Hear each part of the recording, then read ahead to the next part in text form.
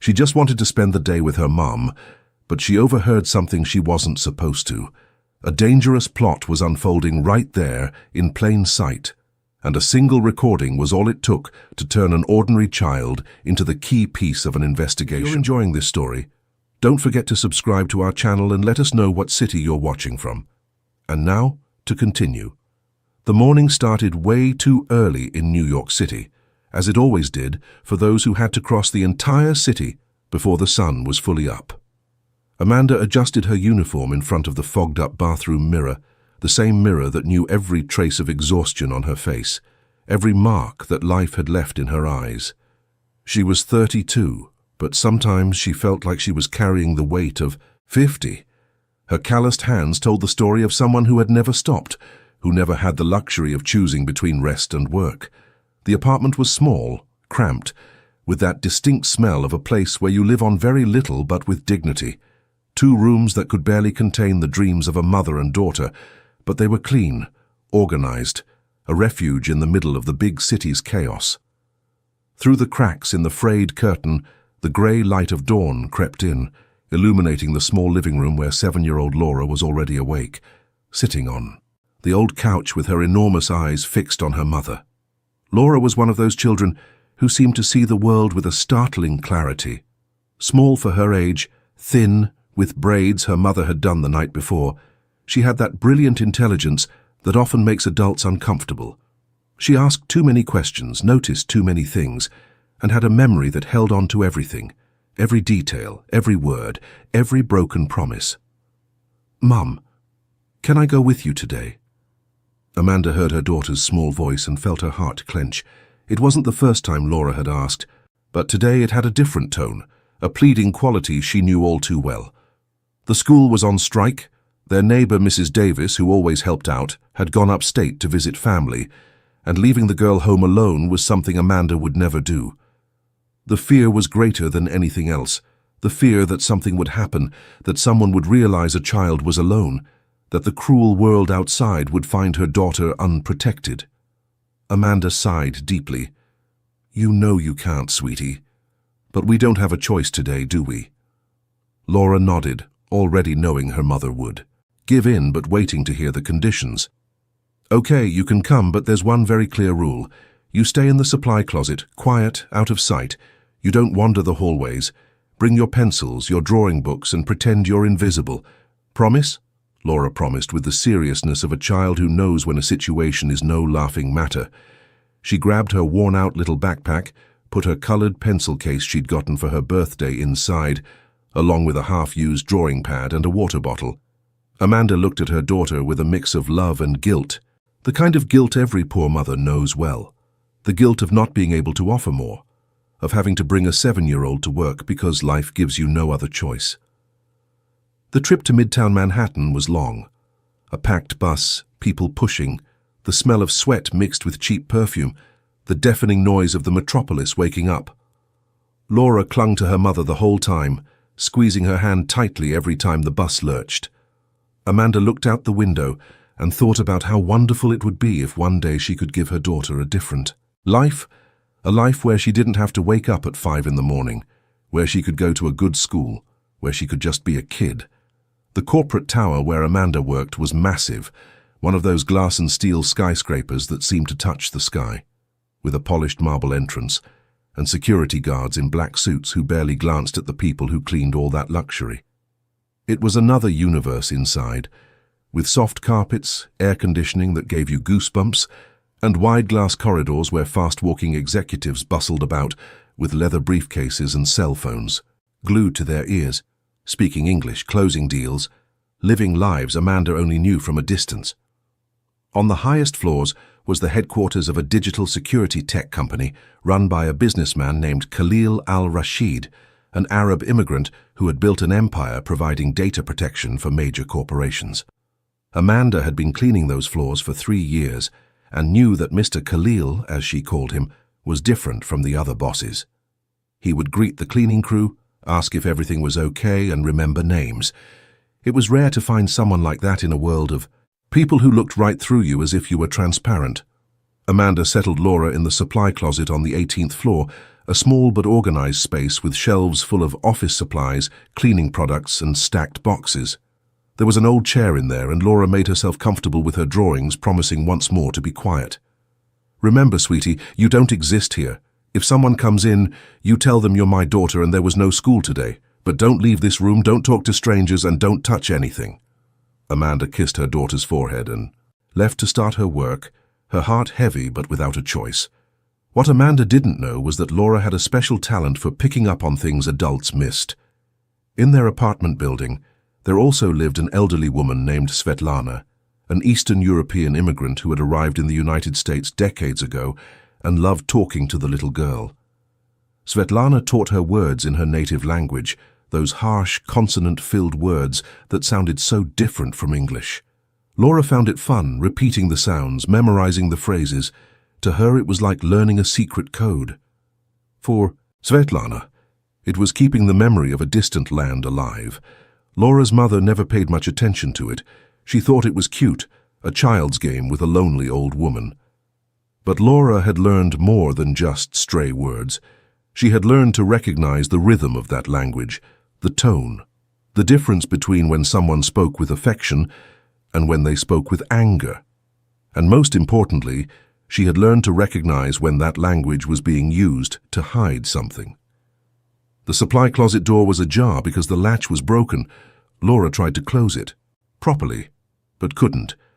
So she went back to her drawings, starting to color a princess in a blue dress.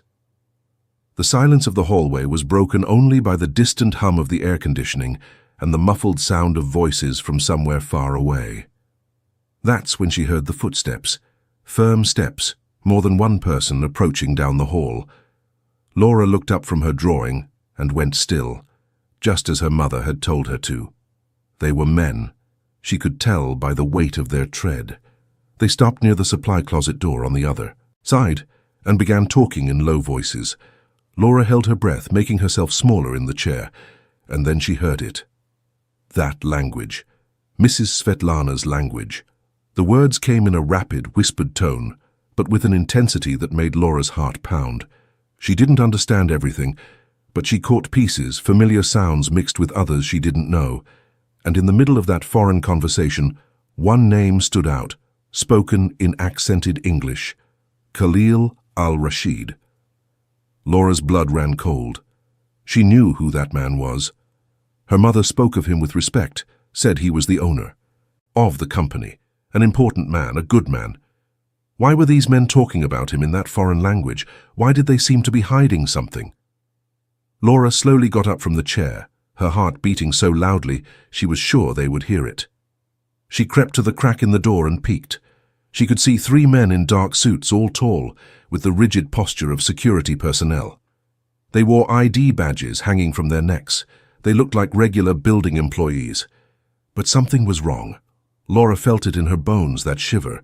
You get when you know you're witnessing something you shouldn't be. The men walked away down the hall, and Laura stood there, trembling, not knowing what to do. She was just a 7-year-old girl, but she had the sharp intuition of someone who grew up needing to be constantly alert, and that intuition was screaming inside her that something very bad was happening. When Amanda came back to get the thermos she had forgotten, Laura ran to her, grabbing her mother's hand tightly. "Mom, I heard some men talking. They were speaking Mrs. Svetlana's language, and they said the company. Owner's name. I think they're planning something." Amanda looked at her daughter with that expression every adult has when they think a child is exaggerating. "Sweetie, you must have imagined it. The security guards here are all American, and even if someone speaks another language, it doesn't mean anything's wrong. This building is full of people from other countries, from international companies. You're just nervous because you're not used to being here." "But Mom, I'm sure. They said his name, and the way they were talking was scary," Laura insisted, her eyes wide, and Amanda felt a pang of irritation, mixed with worry. She didn't have time for this. She had 7 floors to clean before noon, her supervisor was demanding, and she had to keep the job that supported them both. "Laura, stop it. You promised you'd be quiet. Now go back to the supply closet and draw. I don't want to hear any more of these spy stories, okay?" Amanda's tone was harsher than she intended. and she saw her daughter's expression fall, that silent hurt of someone who hasn't been taken seriously. Laura went back to the supply closet with a lump in her throat. She knew what she had heard. She knew it wasn't her imagination, but how could she make her mother believe her when she herself was in doubt? How could she make someone understand that danger was right there, hidden behind suits and ID badges, when you were just a child no one listened to? She tried to go back to her drawing, but she couldn't concentrate. The colors seemed dull, the princess on the page too far removed from the real world she was trapped in. Laura stared at the ajar door, listening to every sound in the hallway, and then, as their fate wanted to prove her right, the men returned. This time there were 4 of them. Laura recognized the voices from before and felt her stomach churn. She huddled behind a stack of boxes, making herself invisible, and listened with every fiber of her being. The conversation started again in the foreign language, but now with more urgency, and then, suddenly, one of them spoke in English. "The meeting is at 3 p.m. The package is already in place. No one will suspect a thing until it's too late. After that, it'll be easy to make it look like an accident." Laura covered her mouth with her hands to keep from making a sound. Package in place. Accident. The words echoed in her head like blaring alarms. She didn't fully understand what it meant, but she understood enough to know that the man her mother respected, the man who greeted the cleaning staff, was in danger. The footsteps moved away again, and Laura stayed there, trembling, her heart racing, tears starting to sting her eyes. She had to do something. She needed someone to believe her. But who would listen to a 7-year-old girl, the janitor's daughter, talking about conspiracies inside a corporate tower? When Amanda appeared again an hour later to check on her, Laura tried one more time. "Mom, I heard them again. They spoke English this time. They talked about a meeting at 3 p.m., about a package being in place, about making it look like an accident. Mom, Mr. Khalil is in danger." Amanda stopped and looked at her daughter, the exhaustion heavy on her shoulders. "Laura, stop. This has gone too far. You're making up stories, and this could cost me my job. We don't belong here. We don't get involved in these things. We clean. We get paid at the end of the month, and we go home, understand?" "But Mom," Laura started, and Amanda held up a hand for silence. "Enough, Laura. I don't want to hear it. Stay here and be quiet until I'm done. And think twice before you invent lies that could get us thrown out on the street." Laura felt the tears finally stream down her face. They weren't tears of fear. They were tears of frustration. That deep, silent pain of not being believed, of having the truth on the tip of your tongue and seeing doors slam in your face. She learned right there in that cold hallway of a corporate building one of life's hardest lessons. Sometimes people prefer not to believe because believing is hard work, because believing means you have to do something, because believing a child means admitting the world isn't as safe as you want it to be. But Laura was the daughter of a woman who never gave up, even when all seemed lost, and she had inherited that stubbornness, that refusal to silently accept injustice. If her mother wouldn't believe her, if no one would listen, then she had to find proof. She needed something concrete that would make the adults pay attention. That's when she remembered her mother's phone. Amanda always left her purse hanging on a hook near the door when she was working on a floor, and Laura knew the passcode because she saw her mom type it in every day. She got up slowly, her heart racing again, but now with a purpose. She took the phone, opened the voice memo app her mom used to remember appointments, and went back to the supply closet. Laura waited. She sat there with the phone hidden under her drawing pad, the screen dark but the recorder active. She didn't know if the men would come back, didn't know if her plan would work, but it was all she had. It was her only chance to prove she wasn't lying, that she wasn't making it up, that the danger was real.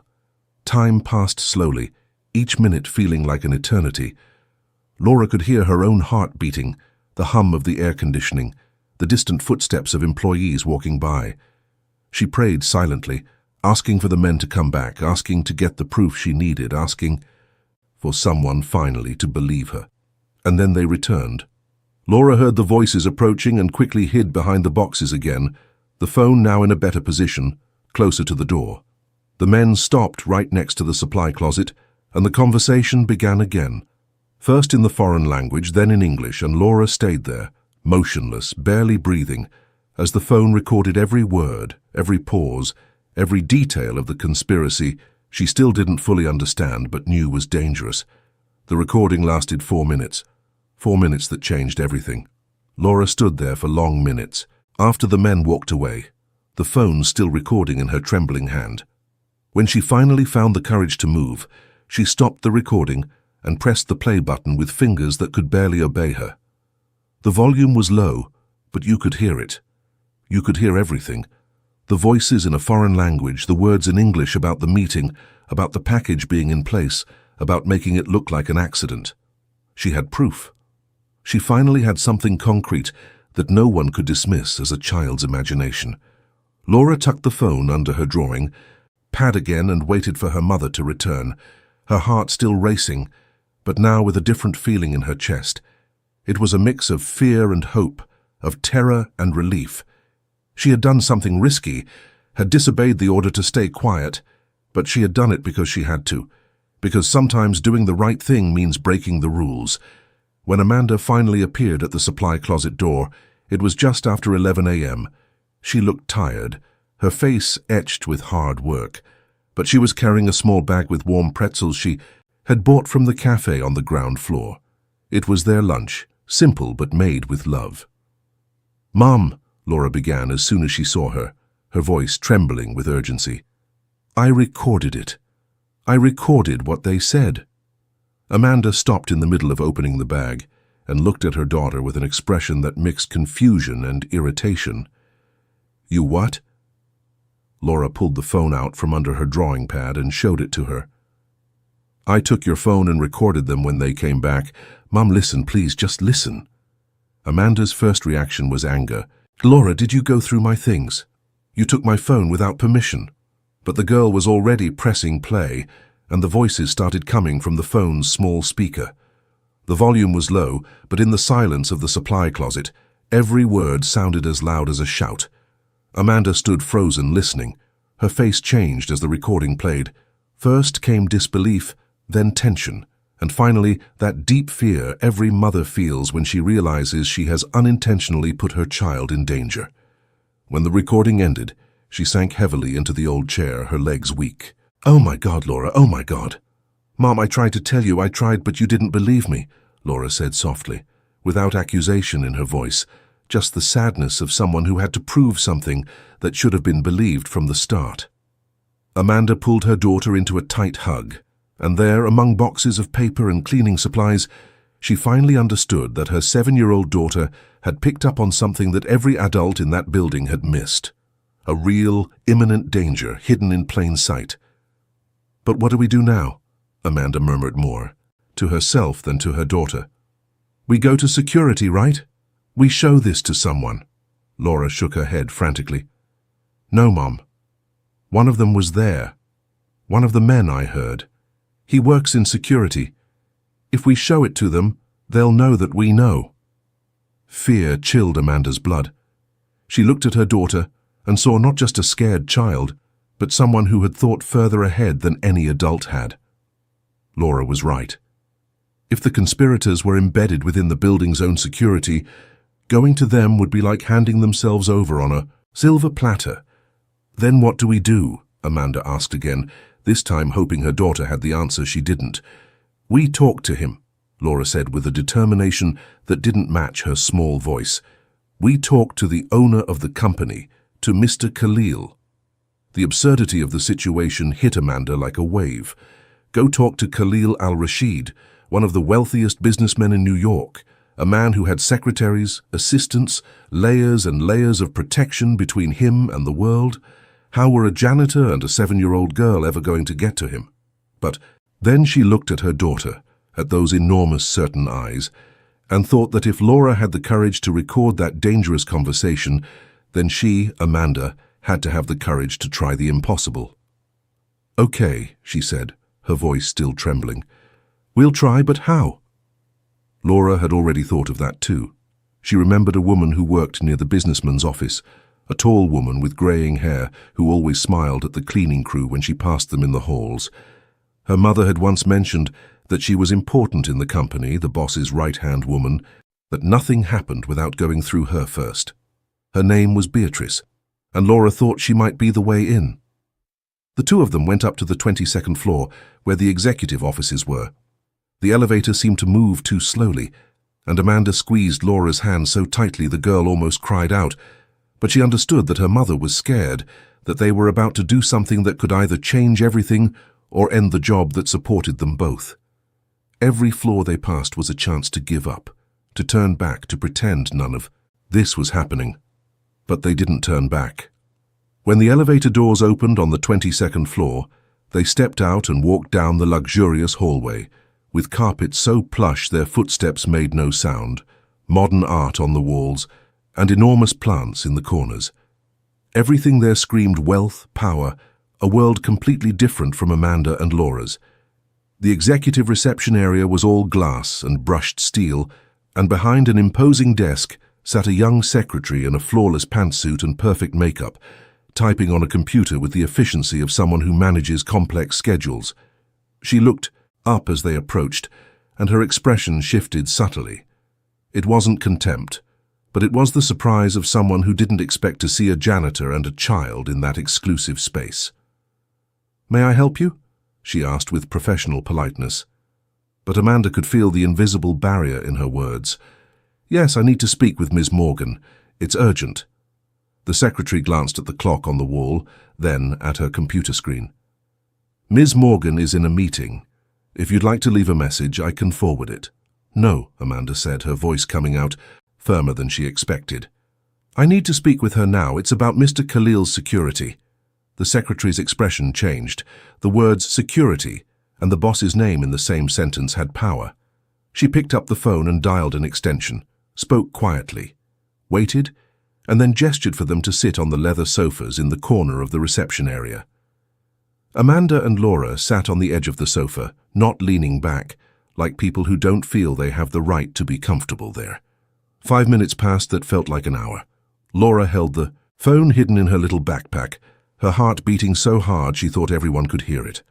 Then a door opened and Beatrice Morgan appeared, a woman in her 50s, tall, elegant, with intelligent eyes that seemed to read people in seconds. She wore a well-tailored grey suit and carried a leather portfolio under her arm. When she saw Amanda, her face softened slightly.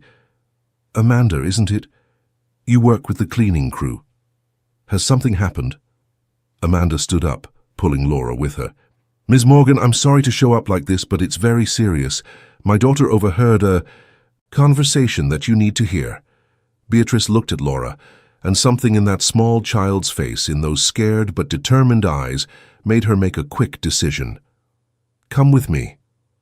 They entered an empty, all-glass conference room with a view of the city below. Beatrice closed the door and pulled out chairs for the three of them. "You can speak," she said, her full attention now on them. Amanda looked at Laura, who took the phone out of her backpack with trembling hands and placed it on the table. Before playing it, she looked at Beatrice and said, with the brutal honesty of a child, "I heard some men talking. They were speaking a foreign language and then English. They talked about Mr. Khalil. They talked about a meeting at 3 o'clock, about a package being in place, and about making it look like an accident." Beatrice was very still, her eyes fixed on the girl. "Play it," she said. Laura pressed play. The room was completely silent as the recording played. Beatrice leaned forward, concentrating, and even without understanding the foreign language, she caught the tone, the urgency, the weight of the words. When it got to the part in English, about the meeting and the accident, she turned pale. The recording ended and no one spoke for several long seconds. "Are you sure about what you heard?" Beatrice asked Laura, but her voice already knew the answer. Laura nodded. "I have a friend who speaks that language. She taught me. That's why I recognized it. And when I told my mum the first time, she didn't believe me. So I decided to record it. If you were in Laura's shoes, would you have had the courage to record that dangerous conversation? Or would you have stayed? Quiet? Tell us in the comments." Beatrice Morgan had worked with Khalil al-Rashid for over 15 years. She knew the risks of the digital security business, knew the unscrupulous competitors, knew about the sabotage attempts that happened in this invisible world of information and corporate espionage. But this was different. This was physical, immediate, dangerous in a way that made her stomach churn. She took Laura's phone and listened to the recording again, this time paying attention to every detail, every background noise, every pause. Then she looked at the two in front of her, an exhausted adult and a frightened child, and made the decision that would change everything. "You two need to come with me now." They left the conference room, and Beatrice walked with quick steps down the hall, Amanda and Laura almost running to keep up. The receptionist looked surprised as they passed straight by, but Beatrice just made a gesture indicating everything was under control. They stopped in front of a tall, dark wood door with a discreet gold plaque. Khalil al-Rashid, CEO. Beatrice knocked twice and opened it without waiting for a response. The office was enormous, with an entire wall of glass showing. New York City below, buildings stretching as far as the eye could see. The organized chaos of the metropolis. Behind a modern designer desk sat Khalil, a man in his mid-40s, dark hair starting to gray at the temples, with dark, intense eyes, wearing a white dress shirt with no tie. He was on the phone speaking English about some international contract. When he saw Beatrice enter with a janitor and a child, he frowned, gestured for the person on the other end of the line to wait, and covered the phone's microphone. "Beatrice, what's going on? I have a conference call in 5 minutes. His voice had that soft but unmistakable accent, a mix of Arabic and perfectly learned English. "Khalil, you need to hear this now.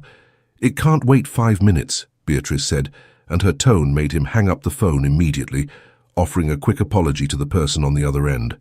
He stood up, walked around the desk, and stood before them, his posture still in control, but his eyes starting to show concern. Beatrice pointed to Laura. "This girl overheard a conversation in the building, a conversation that directly involves you." Khalil looked at the small child, with her braids and worn-out backpack, and then at Amanda, whom he vaguely recognized as part of the cleaning crew. "What did you hear?" he asked, and Laura was surprised that he spoke directly to her, not through her mother or Beatrice, as if her opinion mattered as much as any adults there. "I heard some men talking in a foreign language," Laura began, her voice trembling but clear. "They said your name. Then they spoke in English about a meeting at 3 o'clock this afternoon, about a package that's already been placed, and about making it. Looked like an accident. I recorded it." She took the phone out of her backpack again and offered it to him. Khalil took the device, looked at Beatrice, who nodded to confirm the seriousness of the situation, and pressed play. He stood completely still as he listened, and Amanda saw the change in his face. First came disbelief, then tension, and when the recording mentioned the 3 o'clock meeting, she saw the exact moment he understood. His hands tightened on the phone, his knuckles turning white. When the recording finished, he was silent for several long seconds. Then he knelt down, getting to Laura's level, and looked her in the eyes. "Are you sure about what you heard? What language were they speaking?" Laura took a deep breath. "It was the language Mrs. Svetlana speaks. She's from Eastern Europe. She teaches me words. I recognized the way they talked, and when they spoke English, I understood everything." Khalil stayed crouched there, studying the girl's face, searching for any sign of a lie, of fantasy, of childish exaggeration. But all he saw was raw truth, genuine fear, and that inexplicable courage some people have to do the right thing, even when it's terrifying. He stood up and looked at Beatrice. "Cancel everything on my schedule. Call Vincent and tell him to come here now, alone, without telling anyone." Vincent was the chief of operations, a man who had been with the company from the beginning, someone Khalil trusted like family. Beatrice rushed out to make the calls, and Khalil turned back to Amanda and Laura. "You two stay here. Don't leave this room until I've sorted this out. Can I trust you?" Amanda nodded, her throat too tight to speak. Laura nodded too, holding her mother's hand tightly. Khalil went to the glass wall and stared out at the city below, his hands in his pockets, his posture tense. He had built this empire from nothing, arriving in America with nothing but knowledge and ambition, facing prejudice, difficulties, moments when it seemed everything would collapse. And now someone had invaded the heart of what he had built, planted something dangerous inside, and planned to turn his success into a tragedy. Vincent arrived 10 minutes later, a man in his 60s, grey-haired, with a face that looked like it had seen a lot in life. He hurried in and stopped when he saw Amanda and Laura there.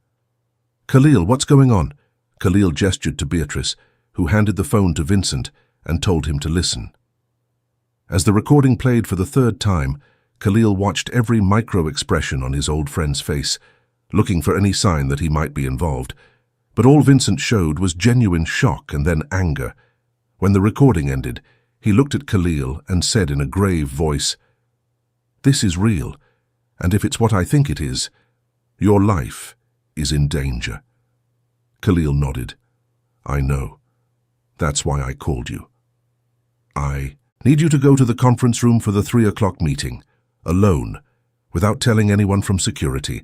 Look for anything out of place. Cameras, devices, anything."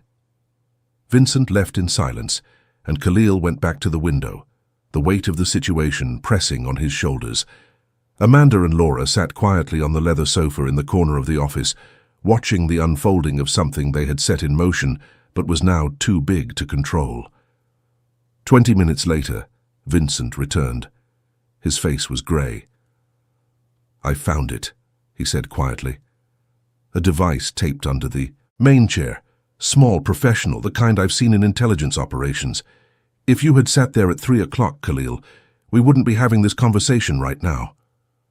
The silence that fell over the room was as heavy as lead. Khalil closed his eyes for a second, processing how close he had come to not seeing the sunset. Then he looked at Laura, that little 7-year-old girl no one had taken seriously, and felt something shift inside him. How many times do we ignore the signs because they come from unlikely sources? How many tragedies happen because the right people aren't being heard? "Vincent, call Mr. Evans, that government contact, the specialist. Tell him it's a top priority emergency, and don't use the company phones. Use your personal cell."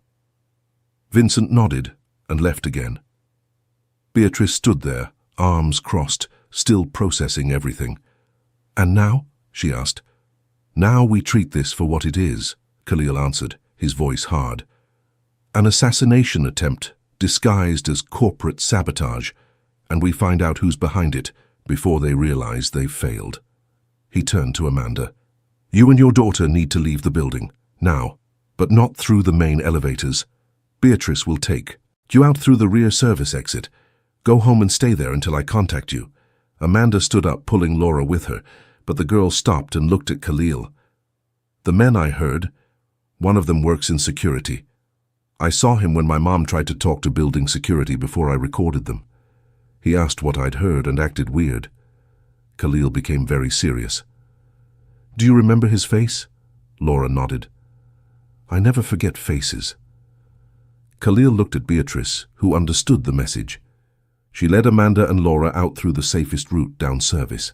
Corridors through stairwells no one used, to the building's rear exit that opened onto a side street. Before letting them go, Beatrice wrote down Amanda's address and phone number. "Stay home. Don't answer the door for anyone. Mr. Khalil will be in touch." Amanda and Laura took a crowded bus home, but this time the journey felt completely different. They had done something immense, something that had possibly saved a man's life, but they had also put themselves on the radar of dangerous people. When they reached their cramped apartment, Amanda locked the door with every lock, closed the windows, despite the suffocating heat, and pulled Laura into a long hug. "You were so brave today, so brave. But now you have to promise me you won't leave the house, you won't open the door for anyone, that you'll stay right by my side," Laura promised. But that night, lying on the couch that served as her bed, she stared at the dark ceiling and thought about everything that had happened. She was 7 years old and had just discovered that the world was far more dangerous and complex than any adult wanted to admit to a child. But she had also discovered something else, that her voice had power, that trusting her feelings was right, and that sometimes doing the right thing means being brave when everyone else tells you you're wrong. While Amanda and Laura locked themselves in their home on the other side of the city, on the 22nd floor of that corporate tower, a silent operation was being assembled. Khalil al-Rashid had made only 2 calls, both to people he had known for years, people who had saved companies and lives in impossible situations.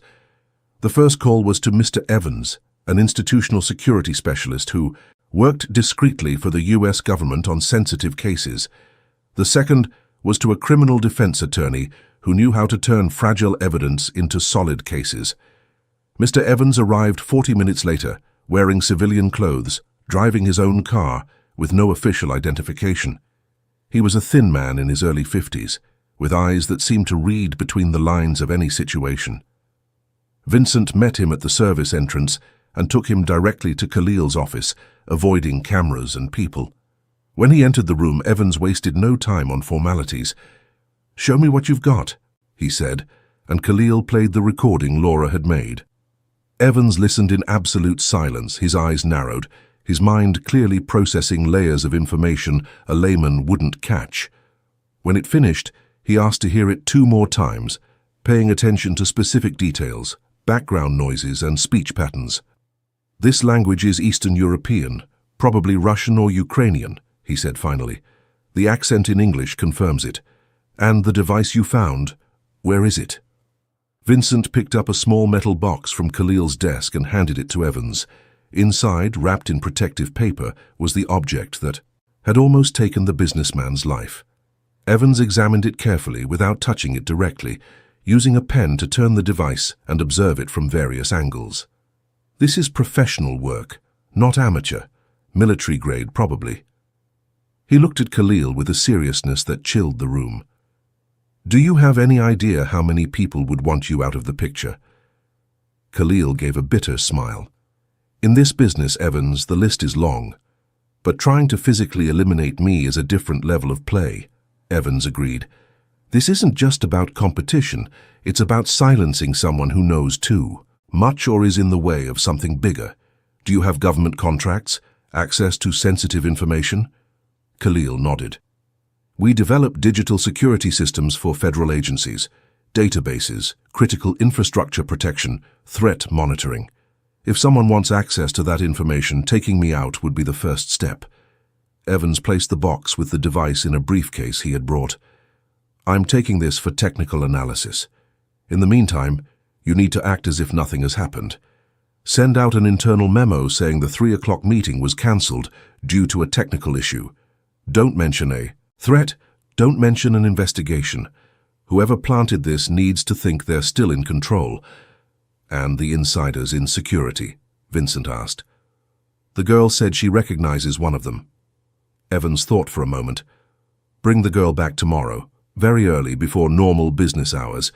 She identifies who she saw from a distance without him noticing. Then we'll set up the operation to arrest them all at once, without giving them time to warn their boss." Khalil hesitated. "Bringing the girl back means putting her at risk again." Evans looked him in the eye. "Khalil, that girl already saved your life once. And if we don't identify everyone involved now, you, she, and her mother will be in permanent danger. It's better to handle this all at once with proper protection than to leave loose ends." The logic was flawless, but Khalil felt the weight of responsibility. That child hadn't asked to be in this situation. She had only come to work with her mother because there was no school and the neighbor was away, and now she was being pulled into the center of an intelligence operation. But Evans was right. Leaving the infiltrators free was leaving a ticking time bomb. Khalil picked up the phone and dialed the number Beatrice had written down. Amanda answered on the second ring, her voice tense. "Ms. Miller, this is Khalil al-Rashid. Are you two okay?" Amanda confirmed they were, locked in their apartment. "I need to ask you something. Tomorrow morning, very early, at 6 o'clock, I'm sending a car to pick you up. It's safe. The driver is trustworthy. I need Laura to help me identify the men she saw. After that, I promise you will be protected." Amanda was silent for a moment and Khalil could hear her. Heavy, frightened breathing on the other end of the line. "Will she be okay?" Amanda asked, her voice choked with emotion. "I will look after her as if she were my own daughter," Khalil promised. "And when this is over, I will make sure you two never have to be afraid of anything again." The next morning, while it was still dark, a black car with tinted windows pulled up in front of the building where Amanda and Laura lived. The driver was one of Vincent's trusted men, a former federal agent who had protected important people in much worse situations. Amanda and Laura got into the back seat, and the car drove silently through the empty streets of New York that 6 a.m. New York that is completely different from the New York at noon. When they arrived at the corporate tower, they entered through the basement, far from the eyes of any cameras at the main entrance. Vincent was waiting for them and led them through corridors Laura had never seen, secret paths that only internal security knew. They went up a service elevator and arrived at a small room with a one-way mirror wall that looked out onto the main lobby. "Laura," Khalil said, crouching down to her level, "you're going to stand here behind this glass. From here, you can see everyone who passes by down there, but they can't see you. When you recognize one of the men you heard talking, you point him out to me. You don't have to be afraid, you're safe here." Laura nodded, and Amanda held her daughter's hand tightly, praying silently for this to be over soon. The workday began at 8, and slowly, employees started arriving, swiping through the security turnstiles, heading for the elevators. Laura stood there, her big eyes glued to the glass, watching every face, every movement. Khalil and Vincent stood beside her in silence, respecting the girl's concentration. 15 minutes passed before Laura suddenly pointed.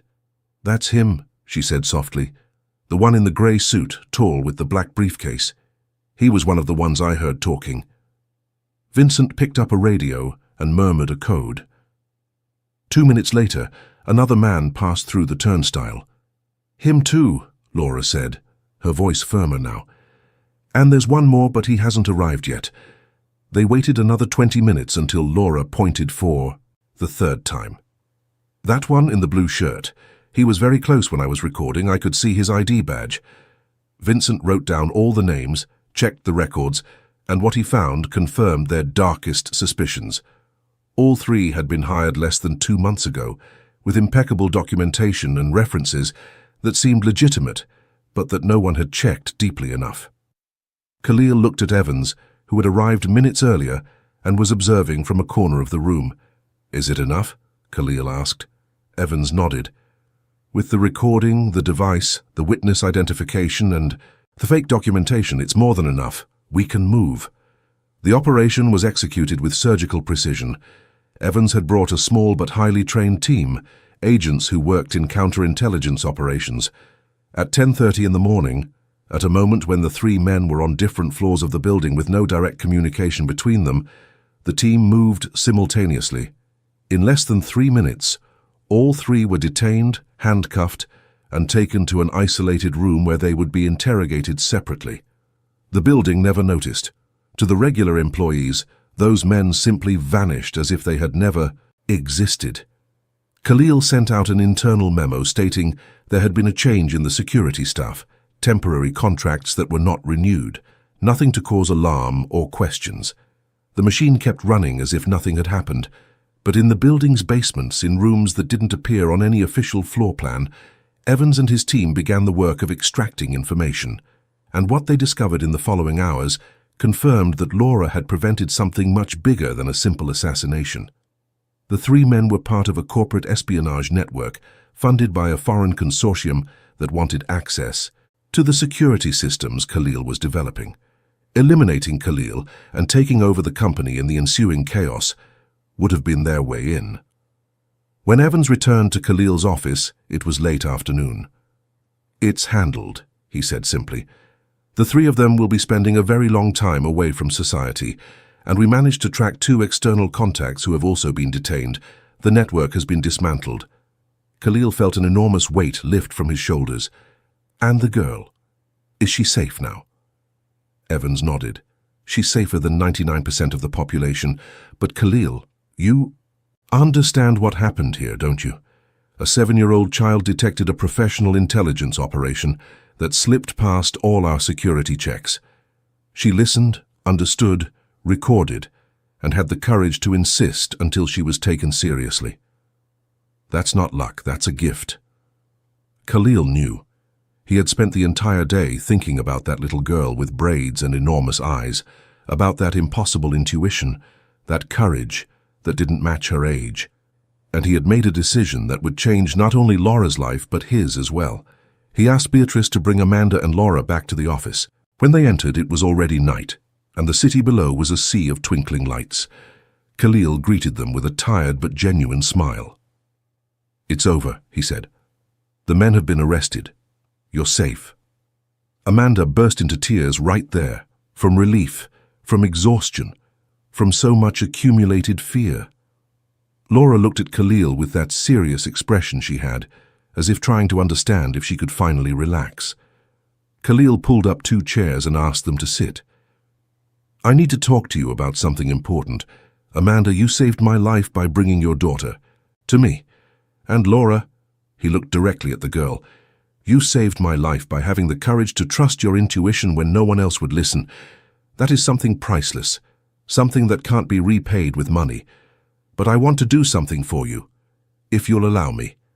Amanda wiped her tears and looked at him, not quite understanding. Khalil continued, "Laura will have a full scholarship, from elementary school through university, at one of the best private schools in New York. Everything paid for, supplies, uniform, transportation, everything. And you, Amanda, if you want it, there's a position for you as supervisor of the cleaning crew, with a fair salary and full benefits. This isn't charity. It's recognition for something you did that goes beyond any job." Amanda was speechless.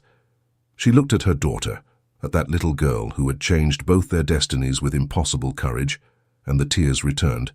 But this time they were different. They were tears of hope, of a future that had once seemed impossible and was suddenly opening up like a huge door full of light. Laura, with the simplicity only children possess, looked at Khalil and said softly, "Thank you for believing in me. When I told my mom, she didn't believe me. When I tried to speak up, nobody believed me. You were the first adult who really listened." Khalil felt a tightness in his chest. He knelt to her level once more and held her small hand. "Laura, if I hadn't believed you, I wouldn't be here today. You taught me that sometimes the truth comes from places we don't expect, and that listening can save lives." The weeks that followed were a whirlwind of transformation. Amanda started her new job, wearing a different uniform, no longer a janitor's but a supervisor's, with an ID that opened doors that had once been invisible to her.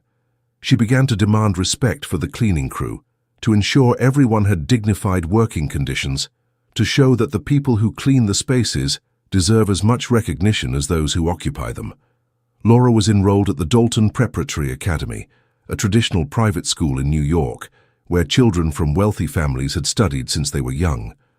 The first few days were tough. Laura arrived at that school with her simple ways, her new clothes that were clearly different from the designer outfits of the other children, her vocabulary that didn't include international vacations or beach houses. She was different, and the other kids noticed immediately. But then the story leaked. Not all the details, of course, but enough. The ethics and civics teacher, a woman named Ms. Wallace, heard through staff conversations about the new girl who had saved the life of an important businessman, and she decided to turn it into a lesson.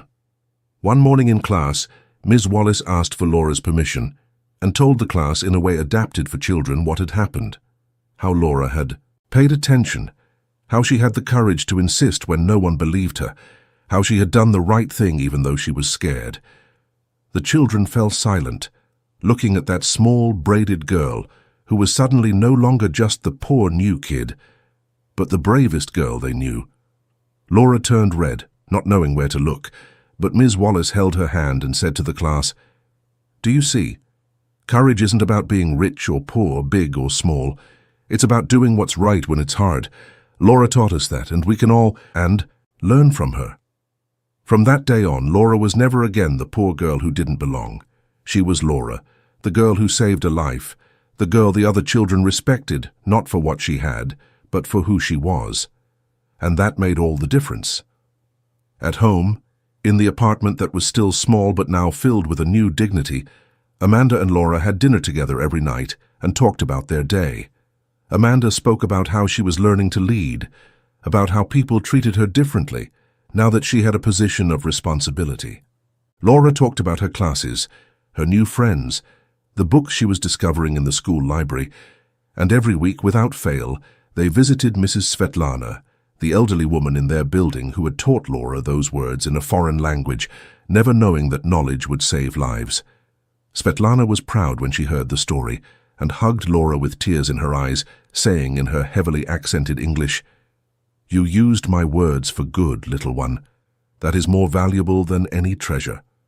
Khalil kept in discreet contact with Amanda, asking how Laura was adjusting to school, if they needed anything, if everything was okay.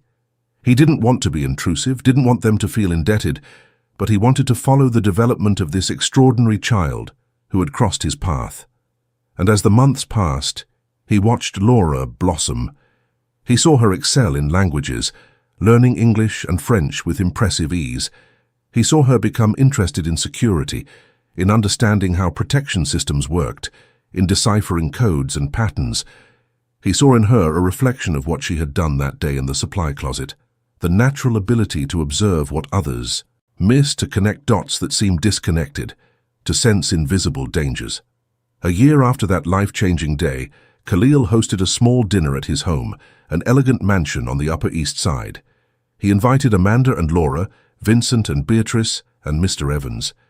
It was a way to mark the anniversary of a day that could have been a tragedy, but had become a milestone of transformation.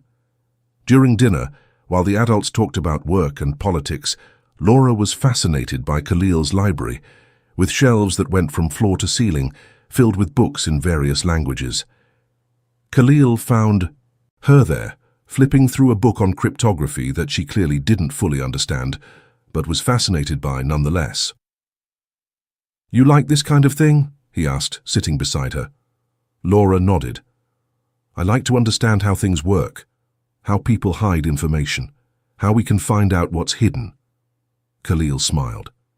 "You have a gift, Laura, a rare gift, and if you want, when you grow up, that gift can become a profession. It can become a way to protect people, to prevent tragedies from happening, to make a difference." Laura looked at him with those enormous eyes that seemed to see far beyond her age. "I want that," she said with conviction. "I want what happened that day to be more than just a story. I want it to be the beginning of something bigger." Khalil felt something stir inside him, a certainty that this girl was not just someone he had helped. She was someone who was going to change the world, in her own way, in her own time, and he was right. But this was only the beginning of Laura's journey, a journey that would take years to complete, but that had started there, in a cramped supply closet, with a child who refused to stay quiet when silence was easier. The years passed like leaves in the wind, each one bringing change, growth, transformations that had seemed impossible on that distant morning when a 7-year-old girl walked into a supply closet, afraid of being left alone. Laura grew not just in height, but in presence, in confidence, in capability. The shy, braided girl became a determined teenager, and then a young woman who made an impression in any room she entered. She graduated from Dalton Preparatory Academy at the top of her class, with honorable mentions in language and science competitions. She spoke 5 languages fluently, including the Russian that Mrs. Svetlana had continued to teach her over the years, now with purpose and method. When it came time to choose a university, Laura had no doubts. She wanted to study international relations with a specialization in intelligence and security analysis. Khalil followed her every step, always from a distance, always respectful, but always there when Laura or Amanda needed him. He celebrated when she was accepted into one of New York's top universities, offered her an internship at the company during her junior year, and watched with pride as she outshone interns who were much older and more experienced. Laura had that unteachable gift, that ability to read between the lines, to see patterns where others saw only coincidence, to sense when something was wrong before any concrete evidence appeared. It was the same intuition that had saved Khalil years ago, only now it was refined by education, by training, by years of dedicated study. When she graduated at 23, she received offers from multinational corporations, security consulting firms, and even government agencies that recognized her talent. But Laura made a choice.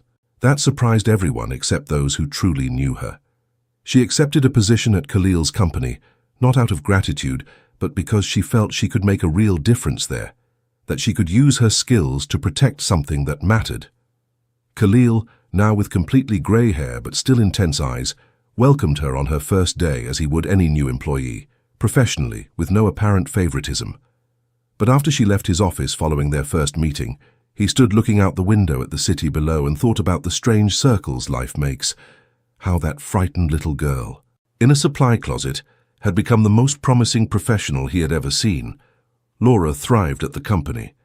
She started in risk analysis, moved to coordinating security projects, and by 27, she was managing an entire division responsible for identifying and neutralizing corporate threats.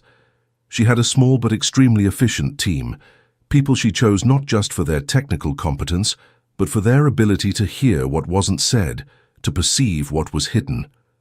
Amanda, now nearly 50, had also risen through the ranks. She was the Director of General Services, responsible for the entire building's support staff, respected by everyone, a woman who had learned that dignity comes not from where you were born, but from how you carry yourself. She watched her daughter walk the same hallways where she had once pushed a cleaning cart, and felt a pride so immense it sometimes ached in her chest. And then, 15 years after the day that changed everything, a new threat emerged. It began subtly, as sophisticated threats always do. Sensitive information leaking in small amounts, nothing big enough to cause immediate alarm, but enough for someone paying attention to notice a pattern. Laura was the one who noticed. She spent 3 weeks analyzing the leaks, mapping access routes, studying who had permissions for what, and cross-referencing data almost obsessively. And then she found it. A new security system was being implemented, proposed by an international consortium with impeccable credentials, perfect documentation, and references that checked out. But something bothered Laura. The references were too good, too perfect, all from companies that had either gone out of business in the last 2 years or were in countries where deep verification was difficult. She brought her suspicions to Khalil on a Friday afternoon, walking into his office with a folder full of documents and that serious expression he had learned to respect. "Khalil, I think we're being infiltrated again," she said without preamble, "and this time it's more sophisticated than the last." Khalil dropped what he was doing and gave her his full attention. "Show me what you have." Laura spread the documents across his desk, pointing out connections, showing inconsistencies, demonstrating how the new security system being installed had access to virtually all of the company's critical data. If someone wanted to steal information without a trace, this would be the perfect way. Khalil studied everything in silence, his mind working on the same layers as Laura's. When he finished, he looked at her and saw not the girl from the supply closet, but the brilliant professional she had become. And he also saw that she was right. "What do you propose?" Laura already had a plan. She wanted to conduct a full audit of the consortium, a deep investigation into each member, and a trace of all financial transactions. She also wanted to install a parallel monitoring system that bypassed the new one, so she could observe what was happening without alerting the infiltrators. And she wanted to do it all in absolute secrecy, with no one outside a tiny circle of trust knowing. Khalil approved everything. He gave her full authorization, an unlimited budget, and the trust of someone who knew that if Laura was worried, there was a real reason to be. Laura assembled her team, called contacts in intelligence agencies, and worked nights and weekends, turning the operation into a personal mission. It took 6 weeks, but she found it. The consortium was a front for the same group that had tried to infiltrate the company 15 years ago, and failed. They had spent all that time reinventing themselves, creating legitimate companies, building a reputation and patiently waiting for another chance. And this time, instead of violence, they were using subtler, cleaner, harder-to-detect methods. Laura presented the evidence to Khalil in a meeting that also included Vincent, now retired but still consulted on critical issues, and specialized lawyers. The proof was solid, irrefutable. Khalil cancelled the contract immediately, exposed the fraud to the proper authorities, and initiated legal proceedings that would destroy any chance of the group trying something similar in the future. When everything was settled, when the lawyers had left and The documents were filed away. Khalil asked Laura to stay. He rose from his chair and walked to the window, looking out at the city that had witnessed so much. "Laura, you saved me again," he said quietly. Laura came and stood beside him, looking at the same view. "I was just doing my job." Khalil shook his head. "No, you did much more than that. You did what you did 15 years ago. You paid attention when no one else was. You sensed the danger before it materialized. You had the courage to insist even when it would have been easier to let it go." They stood in silence for a moment, and then Khalil said something he had been holding on to for years. "You know, that day changed my life in ways that go far beyond just physically saving me." Laura looked at him, curious. "How so?" Khalil turned to face her. "It taught me that great threats can be detected by unlikely people, that ignoring voices because they come from sources without power is the biggest mistake a leader can make. That listening, truly listening, can be the difference between life and death, between success and failure." Laura felt something stir in her chest, that emotion you feel when you realize something you did had a much greater impact than you ever imagined. "And do you know what it means to me?" she asked softly. Khalil waited for her to continue. "It means that the most important thing I ever did in my life happened when I was 7 years old, and nobody believed me. It means that my mother, who sacrificed her whole life to give me the bare minimum, actually gave me the maximum by teaching me to never give up when I know I'm right." Khalil felt his eyes sting. He had seen a lot in his life, built an empire, closed multi-million-dollar deals, navigated international crises. But this moment, here with this young woman who was once a scared child in a supply closet, was one of the most significant of all. "You want to know something?" he said. "I kept the phone. The recording you made is still there, in a secure file. Every once in a while, I listen to it, to remember the courage a 7-year-old child had." Laura smiled, a smile that still held a bit of the girl she once was. "I have a copy too. My mum backed it up and saved it. She says it's our family treasure." They laughed together, and in that laughter were years of history, of transformation, of lives that had intersected and changed forever.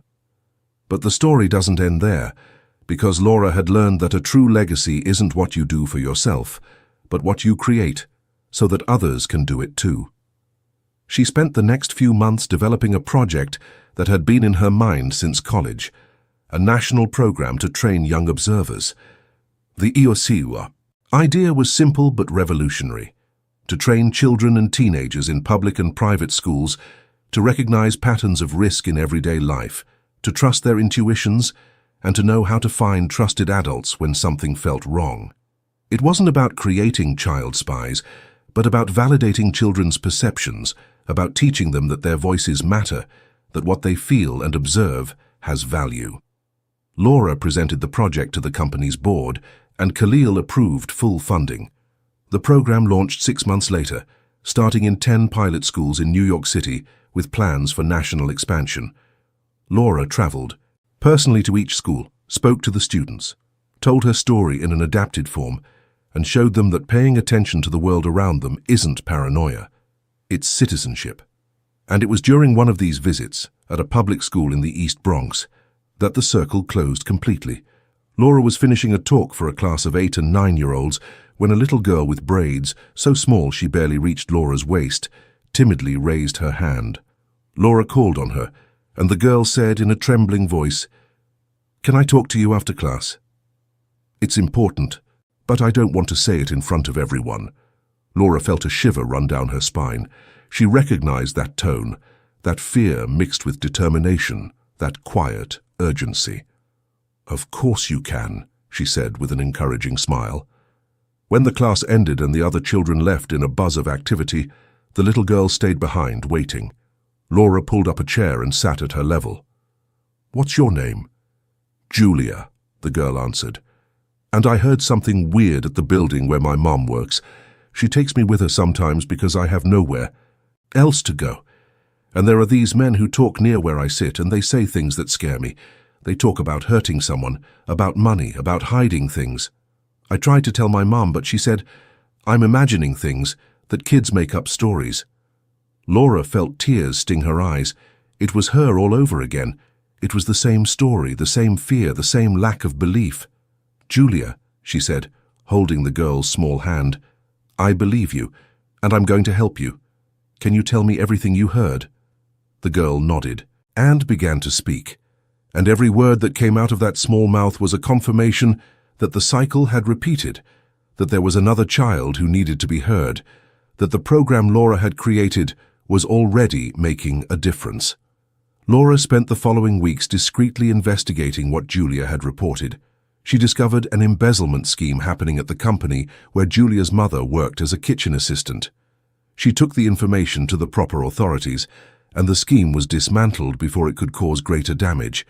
Julia's mother almost lost her job in the ensuing chaos, but Laura intervened, offered her a better job at Khalil's company, and ensured that Julia was enrolled in the scholarship program that was now a permanent company initiative. And that's how Laura fully understood the meaning of everything that had happened. It wasn't about her being special. It was about all children being special, about all of them having that ability to see what adults ignore because they're too busy, too tired, too skeptical. It was about creating a world where those small voices were taken seriously before it was too late. On a rainy winter afternoon, Laura returned to the building where it all began. She asked for permission and went up to the 18th floor. The supply closet was still there, a little renovated, more organized, but essentially the same. She went inside and stood in the middle of that small room, remembering the 7-year-old girl who had stood there trembling with fear, recording a conversation that would change her life forever. Khalil found her there. He had aged, the years weighing more heavily now, but he still had that presence, that dignity of someone who had built something bigger than himself. "I knew I'd find you here," he said softly. Laura smiled. "I had to come back. I needed to remember where it all started." They stood there for long minutes in silence, each lost in memories. Then Khalil spoke. "Do you know what the biggest lesson I learned from all this was?" Laura looked at him, waiting. "I learned that true security, true protection, doesn't come from technology or sophisticated systems. It comes from attentive people. It comes from citizens who care enough to pay attention, to speak up when they see something wrong, to insist when they aren't taken seriously." Laura nodded in agreement. "That's why I created the program. Because if every child learns that their voice matters, that their perception has value, how many tragedies can we prevent? How many lives can we save?" Khalil placed a hand on her shoulder, the gesture of a proud mentor. "You did what I never could. You turned your experience into a legacy. You turned trauma into transformation." Laura looked at him and said something she had held on to for years. "You saved my life just as much as I saved yours. Because if you hadn't believed me, I would have learned that my voice doesn't matter. I would have grown up quiet, invisible, afraid to bother anyone. You taught me that it's worth it to be brave, that it's worth it to insist, that it's worth it to do the right thing even when it's scary." Khalil felt a deep emotion wash over him. "We saved each other then," he said, "and now we're saving others. That's how it should be. That's how the world changes. One voice at a time, one child at a time, one act of courage at a time." When Laura left that supply closet for the last time, she knew she had completed a cycle. She had returned to the place where it all began, no longer as the frightened girl, but as the woman who had turned fear into a mission, who had learned that listening can save lives, and who had dedicated her career to ensuring that no child would be ignored when they tried to warn of a danger. And as she walked through the corridors of that building, passing fast-walking executives and cleaning staff at work, Laura thought that true revolution doesn't happen in grand heroic gestures. It happens in small acts of courage repeated every day. It happens when someone chooses to listen instead of ignore, to believe instead of doubt, to act instead of waiting for someone else to solve the problem. Years later, when Laura was nationally recognized for the Young Observers program, when her work had prevented dozens of serious situations, when Amanda was retired but still visited the building every week just to say hello, she wrote a reflection in her personal journal that summed it all up. True security doesn't start with cameras or alarms. It starts with attentive citizens. And true courage isn't the absence of fear. It's being afraid and doing the right thing anyway.